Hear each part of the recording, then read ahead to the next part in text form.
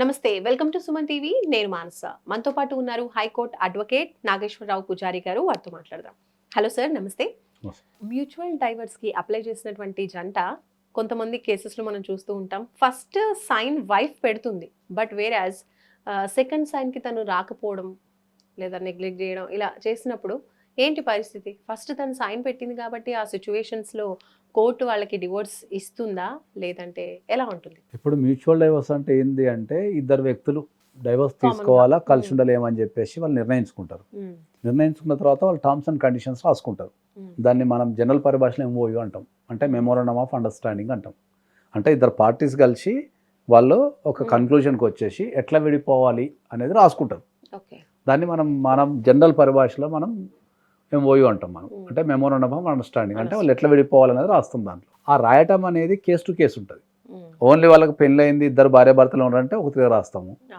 లేదు పిల్లలు ఉన్నారంటే పిల్లలు ఎక్కడ ఉండాలా, ఎట్లుండాలా రాస్తాము. వాళ్ళ మెయింటెనెన్స్ ఏముంది, వాళ్ళ ఎక్స్పెన్సెస్ ఎవరు పెట్టాలా, స్టడీస్కి ఎవరు పెట్టాలా, లేకపోతే వైఫ్ జాబ్ చేస్తుందా, జాబ్ చేయటం లేదా, వైఫ్కి ఏమైనా అలిమనీ ఉందా లేదా, వైఫ్కి మంత్లీ మెయింటెనెన్స్ ఉందా లేదా, అంతా డిఫైన్ చేస్తూ వాళ్ళ పరిస్థితిని బట్టి రాస్తారు.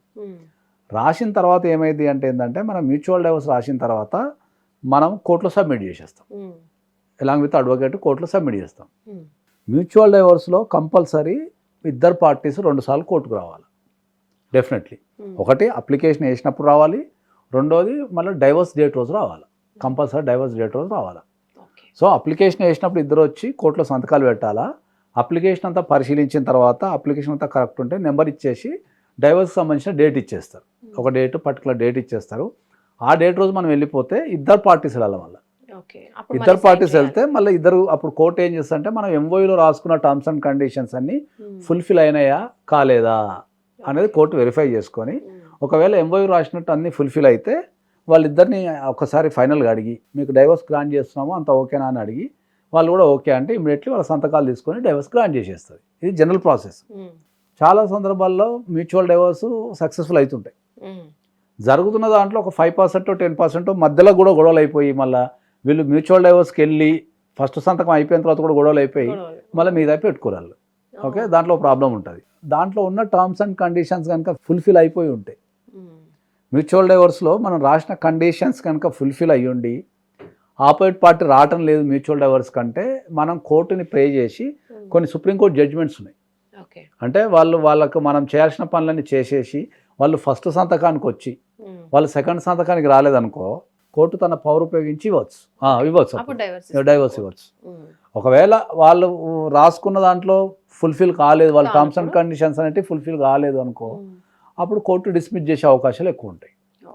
కాబట్టి నేను అందరికీ ఏం చెప్తాను ఏంటంటే మీకు మెమోరాండమ్ ఆఫ్ అండర్స్టాండింగ్ అనేది చాలా most important thing in the mutual divorce. చాలా మందికి అవగాహన లేక ఏంటంటే కరెక్ట్ రాయరు దాన్ని.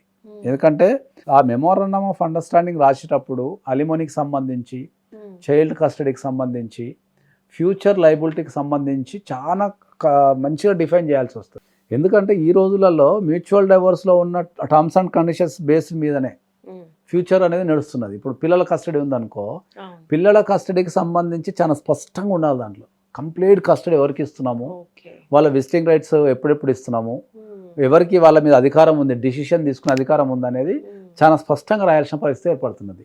ఎందుకంటే డైవర్స్ తీసుకున్న తర్వాత మనకు పిల్లలు సింగిల్ పేరెంట్ అయిపోతారు. సో వాళ్ళు పాస్పోర్ట్ అప్లై చేసినా, వీసాలు అప్లై చేసుకున్నా, ఎక్కడైనా లోన్స్ ఇంక ఇతర విషయాలు అప్లై చేసుకున్నా, స్కూళ్ళల్లో కాలేజీలలో కంపల్సరీ డాక్యుమెంట్, క్లారిటీ ఉన్న డాక్యుమెంట్ అడుగుతున్నారు. ఆ డాక్యుమెంట్లో చాలా క్లారిటీ ఉండాలి. ఎందుకంటే హోల్ కస్టడీ ఎవరికి ఇస్తున్నాము, కంప్లీట్ కస్టడీ ఎవరికి ఇస్తున్నాము, వాళ్ళకి ఏం రైట్స్ ఉన్నాయి, వీళ్ళకి ఏం రైట్స్ లేవు, ఇట్లాంటివన్నీ దాంట్లో మెన్షన్ చేయాల్సిన పరిస్థితి ఏర్పడుతున్నది. విజిటింగ్ రైట్స్ ఎట్లున్నాయి, వాళ్ళ ఫైనాన్షియస్ కానీ వాళ్ళ ఫ్యూచర్ కానీ ఎవరు డిసైడ్ చేయాలనేది కంపల్సరీ రాయాలి దాంట్లో. సో అది రాయటం ద్వారానే వాళ్ళ కస్టడీకి సంబంధించి ఫ్యూచర్లో వీళ్ళు డైవర్స్ తీసుకుని వెళ్ళిపోయిన తర్వాత కూడా అప్పుడు ఆపోజిట్ పార్టీ సంతకాలు అవసరం లేదు. ఇంకా ఏది చైల్డ్ కస్టడీ కనుక ఇందులో క్లారిటీగా రాస్తే. సో చాలా మంది ఏంటంటే వాటి గురించి క్లారిటీ లేక ఇప్పుడైతే డైవర్స్ తీసేసుకుందాం అనేసి ఆ చైల్డ్ కస్టడీ మీద కానీ ఆ ఫైనాన్స్ ఇష్యూల మీద కానీ క్లారిటీ చక్కగా రాయరు. సో వీళ్ళు డైవర్స్ తీసుకుని వెళ్ళిపోతారు. వెళ్ళిపోయిన తర్వాత ఫ్యూచర్లో వీళ్ళకి పాస్పోర్ట్లు అప్లై చేసేటప్పుడు, వీసాలు అప్లై చేసేటప్పుడు, స్కూల్ సర్టిఫికెట్లలో స్కూళ్ళ దగ్గర చాలా ఇబ్బంది అయితే ఉంటుంది. వీళ్ళు ఎక్కడో మూవ్ అయిపోతారు. వాళ్ళ కోసం మళ్ళీ వీళ్ళు తిరుగుతుంటారు.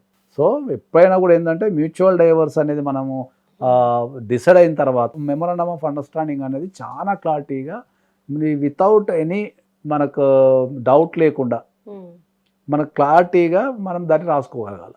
అప్పుడే మ్యూచువల్ డైవర్స్ అనేది ఈజీ అవుతుంది.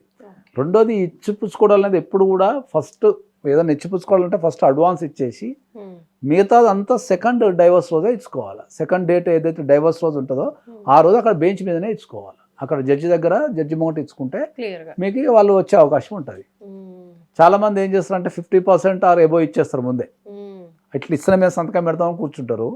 కూర్చున్న తర్వాత వాళ్ళు సెకండ్ ఇది మొత్తం 50% ఆర్ ఎబో తీసేసుకొని సెకండ్ సంతకానికి రారు. ఇస్తామని గ్యారంటీ ఏంది అట్లా ఇట్లా అని చెప్పి అంటారు. సో ఇంకొకటి అర్థం చేసుకోవాల్సిన విషయం ఏంది అంటే మ్యూచువల్ డైవర్స్లో ఫస్ట్ సంతకమే ఫైనల్ కాదు. ఫస్ట్ సంతకం పెట్టడంలో ఏమాత్రం నష్టమేమో ఇద్దరు పార్టీస్. సెకండ్ సంతకమే కీలకం. కాబట్టి ఆ సెకండ్ సంతకం పెట్టేటానికి అన్ని టర్మ్స్ అండ్ కండిషన్ అయిపోయేటట్టు చూసుకోవాలి. కాబట్టి ఇవన్నీ జాగ్రత్తగా గమనించాల్సిన విషయాలు దీంట్లో మనం మ్యూచువల్ డైవర్స్లో.